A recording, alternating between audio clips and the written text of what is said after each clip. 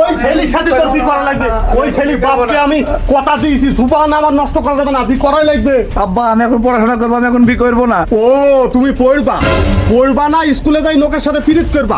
শোন মা, ছেলে রূপে গুণে মাশাআল্লাহ, তোকে গহনা দিয়ে একবার শাড়ি গহনা দিয়ে একবার তোকে সাজিয়ে নিয়ে যাবে।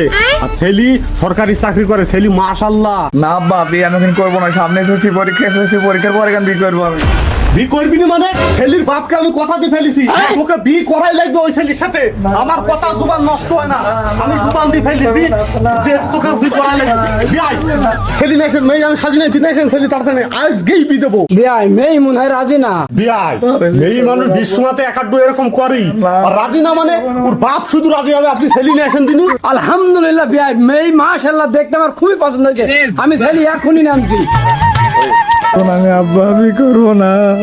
টেনশন করিস নি, তোর ভাত কাপড়ের অভাব হবে না, আর আমাকেও মাঠে কাজ করা লাগবে না। তোর ভালোর জন্য আমি এই কথাটা বলছি। আসুক বিদিতি। আব্বা ছেলে ভালো হবে তো না, কোথায় ফেলবে আমাকে? এই বলিউডে সুনীল শেঠকে দেখেছি? হ্যাঁ আব্বা দেখেছি। একবার সেম ওই সুনীল শেঠকে দেখা আর একে দেখা এক সমান কথা। ছেলির বাপের সাথে আমার কথা হয়েছে, আর ছেলির মা মরি গেছে, সমস্ত চাবিকাঠি সব তোর হাতে থাকবে। ঠিক আছে আব্বা, তাড়াতাড়ি ডাক দাও, আমি রাজি। সেজে আমি হাজির হয়েছি। लेकिन एक सेकंड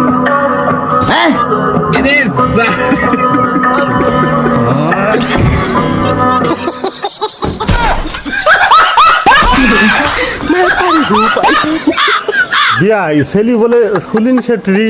যাই বলো বিয়াই, ছেলে কিন্তু আমার সরকারি চাকরি করে। না মেয়ে দরকার কেইটি দরকার, গঙ্গায় ভাসি দেবো। তা সুনীল শেট্টির সাথে আমি বি দেবো না।